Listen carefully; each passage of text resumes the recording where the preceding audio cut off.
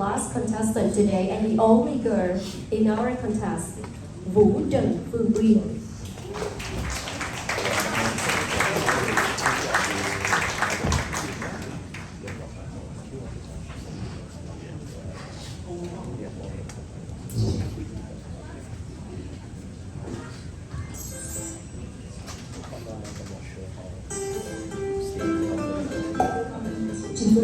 And I am 13 years old, which is 8th grade, and I study at Lebanon Secondary School. Some of my hobbies are things like researching about plants, science, languages like French and English. When I was chosen to come to this place and present about my project, it was a little bit of surprise for me, but mainly fear because I was really worried that I'll do badly.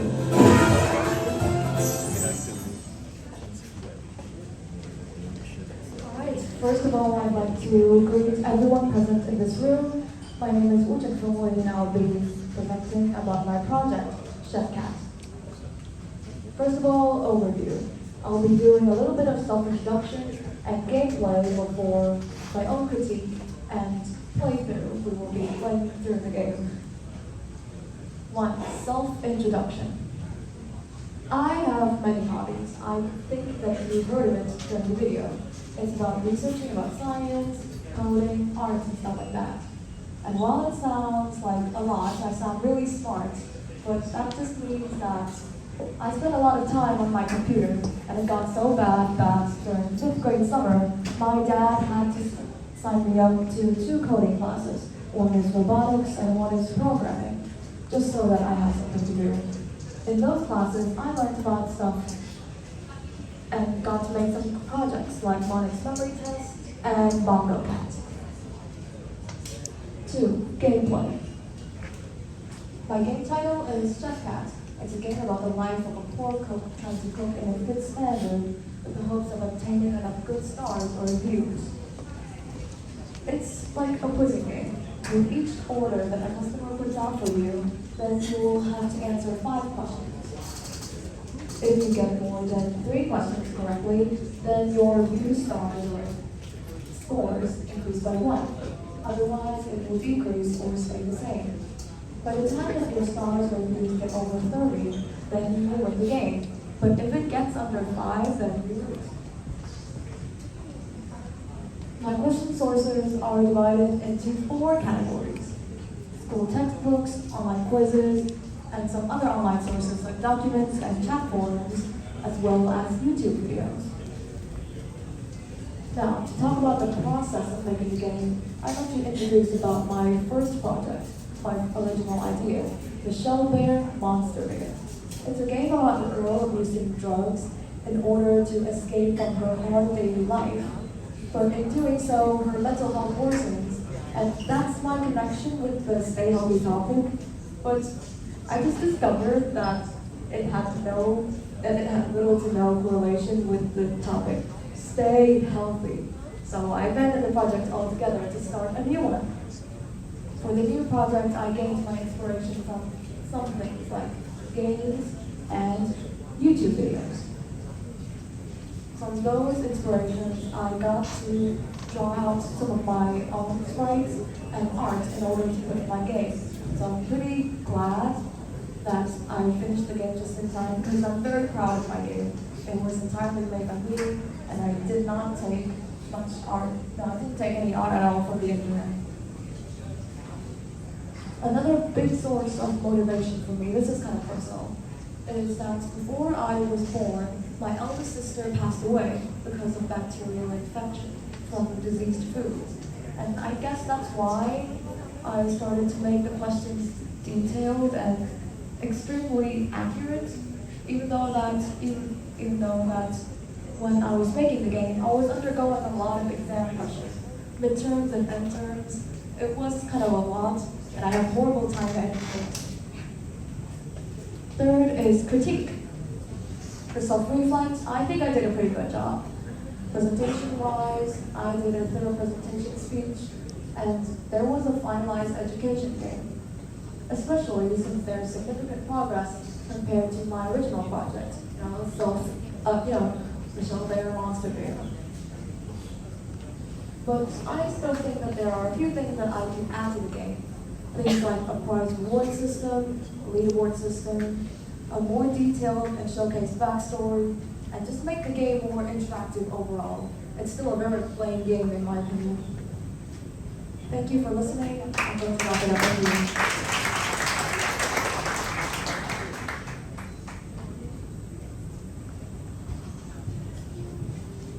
Alright, this is the game. This is the menu screen and we can press play. This is the part where it shows the backstory of the game. It's a very lazy part of the game.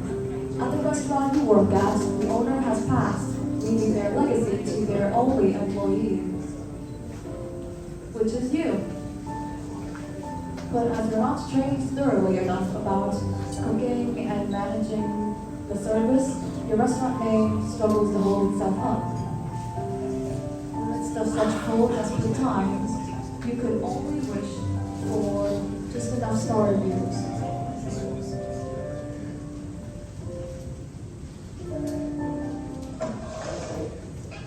Alright, day starts. The yellow arrow is a symbol for just another new order. You click on it, and it will show a set of questions. Which type of food group is yogurt classified as? Now this one, does anyone want to answer this question? Dairy. Yes, that is the correct answer. This is the question that I got wrong in elementary school, and I'm still pretty salty about it. Which of these is not considered as a starchy vegetable? It's corn, cumera, yam, and cauliflower. This one is a hard one, so I'll just do it. Corn is definitely a starchy vegetable.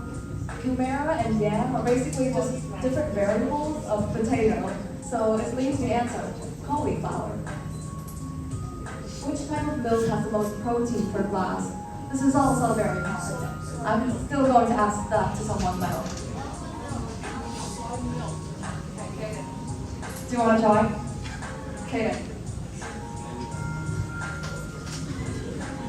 Which of these do you think is the answer? You think almond milk. Okay, thank you for your answer. And it is wrong. Sorry, I'm so sorry. No, it's okay. Shrimp milk is the answer. And why? I can explain it. Shrimp milk is basically milk with all the fat contents removed. So when the fat content is removed, all of the other components of milk moves underground. That's why shrimp milk is so rich in protein, vitamins, and minerals. Coconut oil is unhealthier than olive oil. I think we need to speed this up since there's not much time left. The answer is unhealthier than olive oil. Overconsumption of meat may increase the odds of which disease? Alzheimer's, schizophrenia, gout, or osteoarthritis. Alzheimer's and schizophrenia is a sort of psychological disease, and osteoarthritis, based on the name, I'm guessing it's a bone disease, so at least gout. That is all the questions of this set, and since we got most of it correct, we got 1 point increased. For the next set, we're just going to answer all the questions incorrectly, just to see the points move down.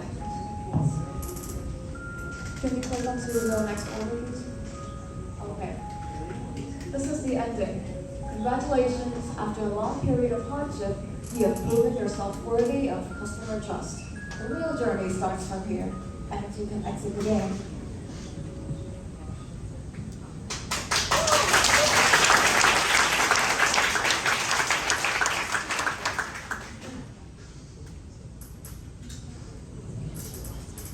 Thank you. That was a very actually insightful presentation. I'm just curious about the game rate. Is it supposed to be more engagement, or is it kind of quiz kind of gameplay? It's just a quiz kind of gameplay. That's all I have. I see. So do you plan to add more to it in terms of gameplay, or you just acting like features and progress? I think I'll just add both because I have the time. I'm still learning a lot in school, and there's a lot of labs coming up. But I would love to add more features like multiplayer and leaderboard, stuff that I mentioned before. So when you say you were a serious gamer, what kind of games you like to play?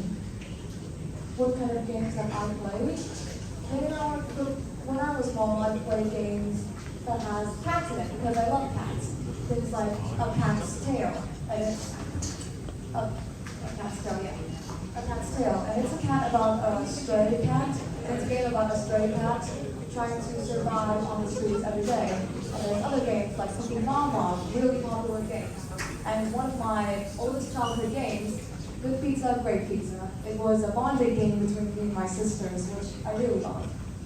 Thank you. So I think you have a lot of potential. I think you have the technical skills, you have a lot of insight, and you're reflective. What's your plan for the future? Do you want to pursue this career in coding and doing games, or anything that you like in particular?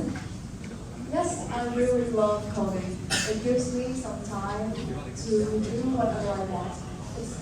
I get to put some of my other passions into a game like drawing and science facts. I love researching about all of it. So being able to pursue this career means that I get to pursue a lot of other my passions in one, and I feel really glad for that. Thanks for sharing.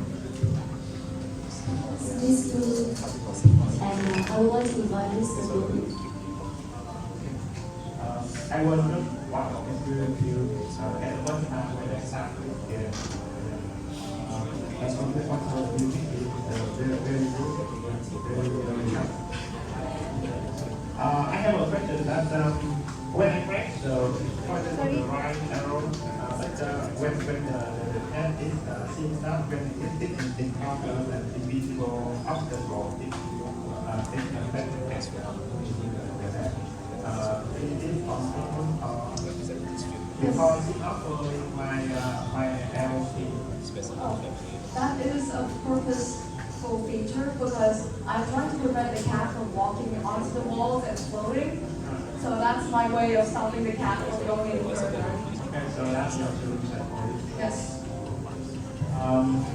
Another question about product development. For example, if I raise a request, a new feature request for you, something like, can you please help me to customize your question? Maybe adding more sections visually for an operator to operate the game.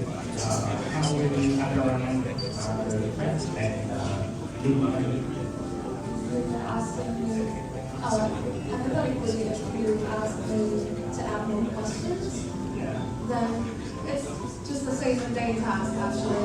That's what I did with all the other questions. I just add in, I just duplicate what I have for my previous steps, and I just change the sprite just slightly bit in order to change the question. But that's basically a lot of really mundane, boring tasks. So it's very repetitive and not much to analyze, honestly.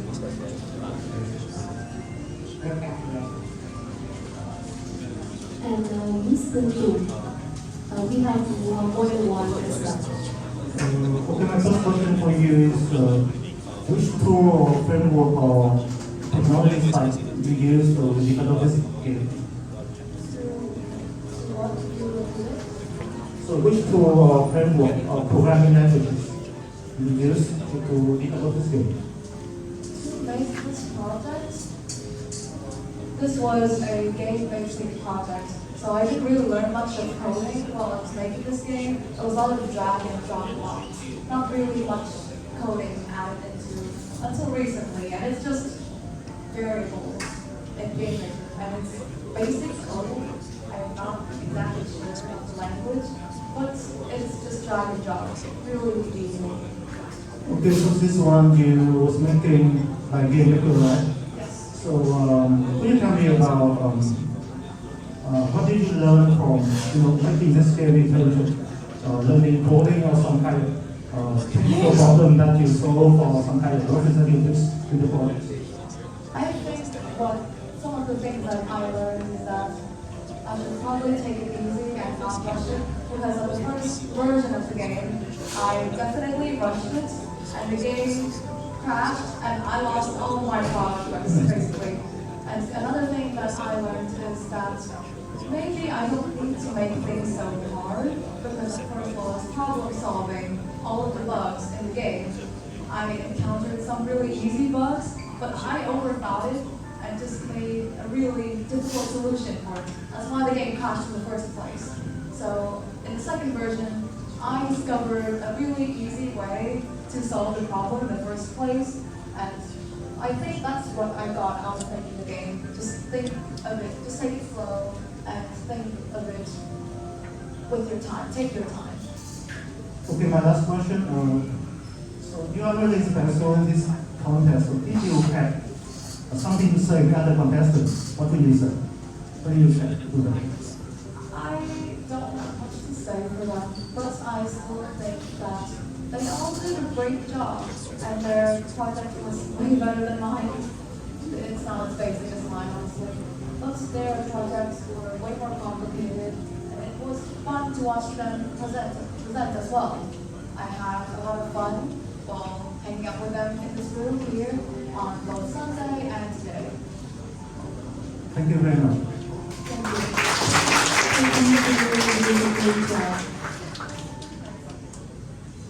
And we just experienced 5 confidence performance of our 5 young talented contestants. So I think that our judge now is really hard to make the final decision. So let's make time for them to score and discuss, and to encourage our top 5 never stop learning and nurturing the passion of technology. My